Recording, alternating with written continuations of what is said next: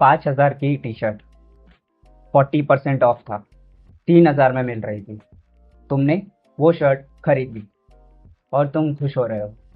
तुमने सोचा यार मैंने 2,000 रुपये बचा लिए, लेकिन असलियत में तुमने 3,000 रुपये गंवाए हैं। क्यों? क्योंकि तुम्हें वो शर्ट की ज़रूरत नहीं थी। तुमने वो शर्ट इसलिए खरीदी क्योंकि वो सेल में डिस्काउंट पे थी। आज के पैसे और पर्सपेक्टिव के इस एपिसोड में हम बात करेंगे सेल साइकोलॉजी की। इसमें हम बात करेंगे कैसे हम सेविंग के चक्कर में कुछ ऐसी यूजलेस चीज़ें खरीद लेते हैं क्योंकि उस पर डिस्काउंट होता है, जिसकी वजह से वो सेविंग तुम्हारे लिए लॉस बन जाता है। मैं रितेश शाह आज तुम्हें दिखाऊंगा इस एपिसोड में नंबर्स के पीछे के इमोशंस और इमोशंस के पीछे का मैथ। चलिए शुरू करते हैं। पहले समझते हैं ये feeling. Diwali, Flipkart big billion days, Amazon great Indian festival. तुम्हें नोटिफिकेशन आता है 50% of on the selected products for just 2 hours. तुमने वो बैनर क्लिक किया, प्रोडक्ट्स देखे, तुम्हें फोमो की feeling I, fear of missing out. तुमने सोचा यार अगर मैंने आज ये चीज़ नहीं ली तो ये डील मुझे आगे जाके कभी नहीं मिलेगी। तुमने चीज़ देखी, ऐड टू कार्ट की, प्रोसीड टू चेकआउट किया, पेमेंट किया और 10 मिनट में ऑर्डर कंफर्म। और उस मोमेंट पे तुम्हें डोपामिन हिट होता है। तुम्हें ऐसा लगता है तुम जीत गए, तुमने सिस्टम को बीट कर दिया। तुमने वो 5,000 की शर्ट जो दूसरों को 5,000 में मिल रही थी वो तुमने खरीद ली 3,000 रुपये में। 2 दिन के बाद उस शर्ट की डिलीवरी आती है। क्या तुमने वो शर्ट पहना? नहीं, वो शर्ट कहीं जाके अलमारी में छुप जाती है। क्यों? क्योंकि तुम्हारे पास पहले से ही 10 ऐसे शर्ट है जो तुम वैसे भी नहीं पहन रहे हो। तुमने उन्हें सिर्फ इसलिए बाय किया है क्योंकि उनके रेट्स बहुत कम थे और वो बहुत सस्ते में मिल रहे थे। 6 महीने बाद जब तुम डीक्लटर करते हो, तुम्हें वो शर्ट दिखती है और तुम्हें ये एहसास होता है कि तुमने वो शर्ट एक भी बार नहीं पहनी। और मन में ये बात आती है यार वो टाइम पे ये शर्ट नहीं लेनी चाहिए थी। लेकिन तब तक तुम 3,000 रुपये अपने गवा चुके थे और वो डोपामिन हिट वो सिर्फ 10 मिनट तक का ही था। अब बात करते हैं ऐसा क्यों होता है। क्यों सेंसिबल समझदार लोग भी कई बार ऐसी यूजलेस चीज़ें खरीद लेते हैं जो उन्हें नहीं चाहिए होती। साइकोलॉजी में इसे कहते हैं एंकरिंग इफेक्ट। जब तुम कोई भी चीज़ ऑनलाइन देखते हो तो तुम उसका प्राइस नोट डाउन कर लेते हो। जैसे ये शर्ट थी 5,000 रुपये की। अब तुम्हारे माइंड में रेफरेंस पॉइंट के लिए पहला पॉइंट है 5,000 रुपये। फिर जब सेल प्राइस तुम्हें दिखता है जो था 3,000 रुपये, तो तुम्हारा माइंड सिर्फ इन दो प्राइसेस के बीच में कंपैरिजन करना शुरू कर देता है, 5,000 वर्सेस 3,000। तो तुम्हारे माइंड को लगता है यार ये जो 5,000 की चीज़ है वो सीधा 3,000 में मिल रही है, जो कि एक बहुत बड़ा गैप है और तुम्हें बहुत सस्ते में मिल रही है, तो तुम्हें ये चीज़ बाय करनी चाहिए। लेकिन तुम्हारा ब्रेन ये नहीं सोचता क्या मुझे ये शर्ट चाहिए भी, क्या मुझे इसकी ज़रूरत है, क्या मेरे पास इसे खरीदने का बजट है कि नहीं। वो ये सब नहीं सोचता, वो सिर्फ सोचता है 5,000 वर्सेस 3,000। दूसरी ट्रिक जो ये लोग यूज़ करते हैं वो है स्कैरसिटी। जब तुम ये सेल्स देखते हो तो उनमें लिखा होता है only for these many items, stock left only 3, या sale up to only 2 hours. ये सब तुम्हारे मन में एक पैनिक क्रिएट करता है। तुम ये सोचते हो यार मेरे पास बहुत कम टाइम है ये 5,000 की चीज़ 3,000 में खरीदने के लिए। तुम ये नहीं सोचते कि मुझे ये चाहिए कि नहीं, क्योंकि तुम तब सेंसिबल थिंकिंग नहीं कर रहे हो। क्योंकि तुम्हारे ऊपर दो चीज़ का प्रेशर है, एक तो टाइम और एक जो तुम्हारे पास कैलकुलेशन है जिसमें 5,000 वर्सेस 3,000 है। और उन केस में तुम हमेशा ये टाइम वाले कंस्ट्रेंट की वजह से गलत डिसीजन ले लेते हो।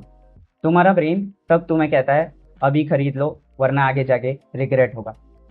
लेकिन एक्चुअली यार ये सही नहीं है। अगर तुम्हें वो शर्ट की ज़रूरत होती तो तुम उसे 6 महीने पहले ही खरीद चुके होते, ना कि तब खरीदते जब वो सेल पे था।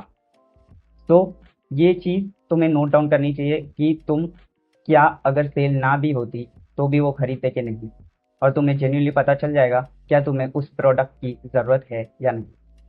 अब चलिए कुछ रियल प्रोडक्ट्स का मैच करते हैं जहाँ तुम्हें एहसास होगा कि वो 2,000 की सेविंग है या लॉस।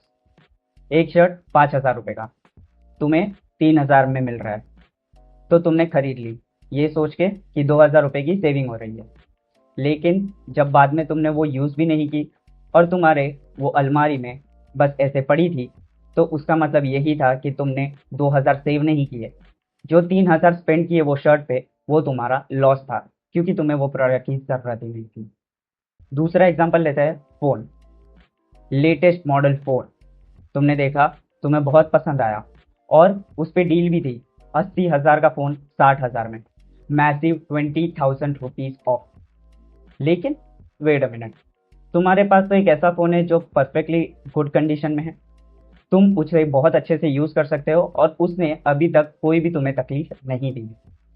तुम ये जो नया फ़ोन है वो सिर्फ इसलिए खरीद रहे हो क्योंकि तुम्हें वो एक अच्छे प्राइस में मिल रहा है। सो तुम 20,000 बचाने के चक्कर में वो फ़ोन खरीद लेते हो, लेकिन वो तुमने 20,000 बचाए नहीं, तुमने 80,000 गंवाए हैं।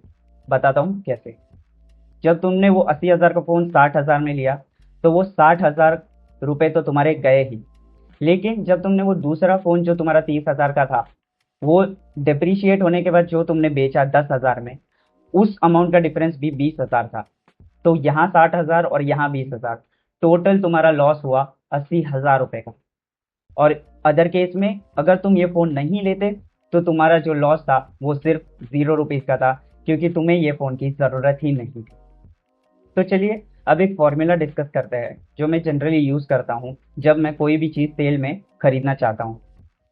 ये एक सिंपल फॉर्मूला है जिसमें 3 क्वेश्चंस है जो तुम्हें अपने आप से पूछने हैं कोई भी चीज़ सेल में खरीदने से पहले।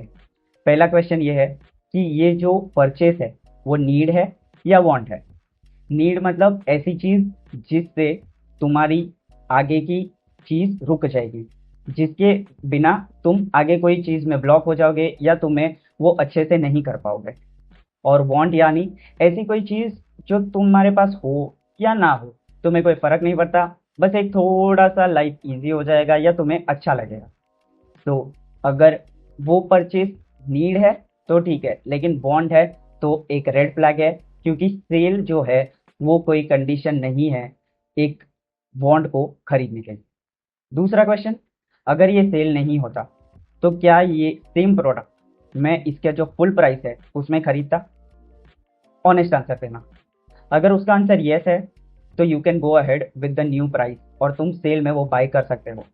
लेकिन जनरली बहुत लोगों के केस में इसका आंसर नो ही होता है, जिससे पता चलता है कि लोग सिर्फ और सिर्फ वो जो डील है उसे परचेज करना चाहते हैं, ना कि उस प्रोडक्ट को।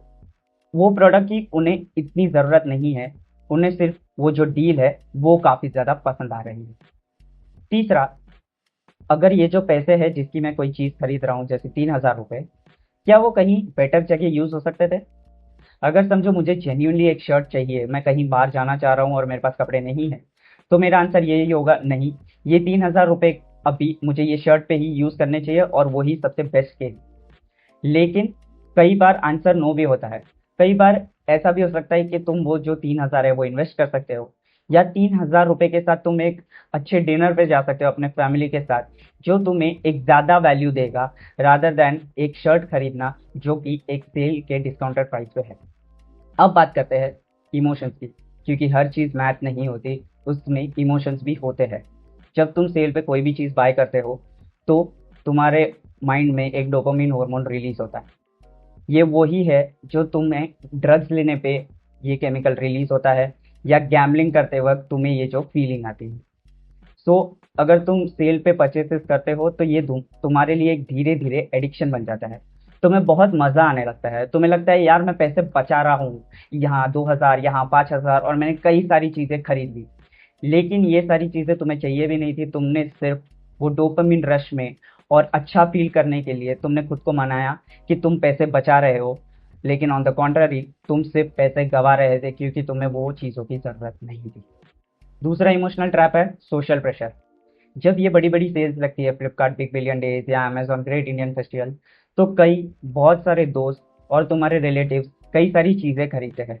किसी ने लैपटॉप ले लिया, किसी ने नया आईफोन ले लिया, किसी ने नया टीवी ले लिया, और तुम ये सब देख के फील करते हो यार इतनी अच्छी सेल है, इतने बढ़िया ऑफर्स है, मुझे भी कुछ ना कुछ लेना ही चाहिए। लेकिन क्या एक सही तरीका है? शायद जो वो लोग ले रहे हैं उनकी वो चीज़ें ज़रूरत है, शायद वो इसलिए भी ले रहे हैं क्योंकि उन्हें डोपामिन हिट चाहिए। लेकिन तुम्हें तुम्हारे हिसाब से सोचना है। तुम्हें ये सोचना है कि मुझे ये चीज़ चाहिए या नहीं चाहिए, और चाहिए तो क्यों चाहिए। और जो हमने पैरामीटर्स अभी तक डिस्कस किए, वो क्वेश्चन खुद को पूछने हैं और समझना है कि तुम्हें वो जेन्युइनली चीज़ चाहिए या सेल और डिस्काउंट के वजह से तुम इन्हें ले रहे हो और सोशल प्रेशर की वजह से ले रहे हो, क्योंकि बाकी सब लोग सब चीज़ें ले रहे हैं और तुम पीछे रह जा रहे हो, तुम कुछ नहीं ले रहे हो ना। क्योंकि तुम्हारी वैल्यू उससे डिसाइड नहीं होती कि तुम्हारे पास क्या है, तुम्हारी वैल्यू तुम्हारे कैरेक्टर और तुम्हारे डिसीजंस डिसाइड करते हैं। तो अब बात करते हैं कैसे बचे इस सेल ट्रैप से। 5 practical tricks. First tip, the 24 hour rule. जब कोई भी सेल होती है जो 1-2 दिन की होती है, तो जो तुम्हारी आइटम्स है वो कार्ट में ऐड करो। जितनी भी आइटम्स है उन्हें कार्ट में ऐड करो और 24 घंटे उन्हें कार्ट में रहने दो। देखो तुम कितनी बार उन कार्ट में एडेड आइटम्स के बारे में सोचते हो और तुम्हें वो नीड लगती है। अगर 24 घंटे के बाद भी तुम उसके बारे में सोच रहे हो और तुम्हें लग रहा है यार ये चीज़ मुझे लेनी चाहिए, तो तुम उसको खरीद सकते हो। लेकिन अगर वो तुम्हारे लिए काम की नहीं है और तुम सिर्फ डील पे फोकस्ड हो, तो तुम 24 घंटे के बाद उसके लिए एक और बार सोचोगे और तुम सोचोगे क्या मुझे इस चीज़ की ज़रूरत है भी या नहीं। Tip 2, the budget box. जब ऐसे कोई त्योहार आते हैं या सेल की सीजन आती है, जैसे Diwali, Independence Day, year end festival sale, और ये सब सेल्स जब आने वाले होते हैं तो हमें जनरली पहले से पता होता है। तो ये टाइम पे तुम्हें क्या करना चाहिए, पहले ही एक बजट डिसाइड कर लेना चाहिए कि फॉर एग्जांपल मैं 10,000 की शॉपिंग करने वाला हूँ या करने वाली हूँ, इससे ज़्यादा नहीं। सो जब तुम सेल पे एंटर करोगे, तुम्हारे पास एक फ्री हैंड नहीं रहेगा कि ये भी ले लूँ, वो भी ले लूँ, ये भी लूँ, वो भी लूँ। तुम एक थियोरेटिकली वे में सोचोगे कि यार मेरे पास सिर्फ 10,000 रुपये है, मुझे सिर्फ यही चाहिए, शायद ये नहीं चाहिए और मुझे नहीं लेना चाहिए, और तुम एक बजट कंस्ट्रेंट में ही अपनी सेल्स की परचेसेस करोगे। Tip 3, the need list.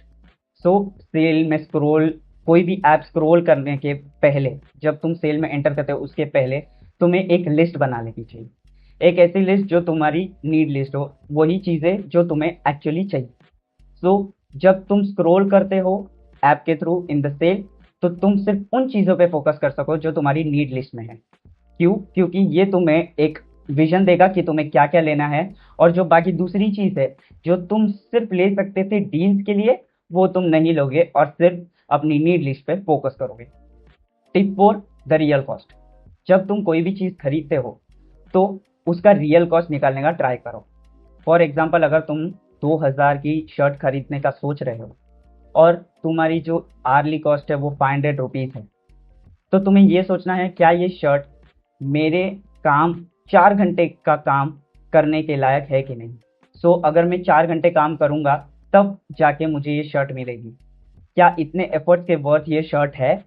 अगर जेन्यूनली है तो तुम्हें उसे खरीद लेना चाहिए। लेकिन अगर तुम्हारे माइंड में डबल थॉट्स आते हैं कि ये कुछ ज़्यादा ही हो रहा है या मुझे ये शर्ट नहीं चाहिए, मैं अपने पैसे वेस्ट कर रहा हूँ, तो तुम्हें वो शर्ट नहीं खरीदनी चाहिए। टिप 5, सेल नोटिफिकेशंस को अनसब्सक्राइब करो।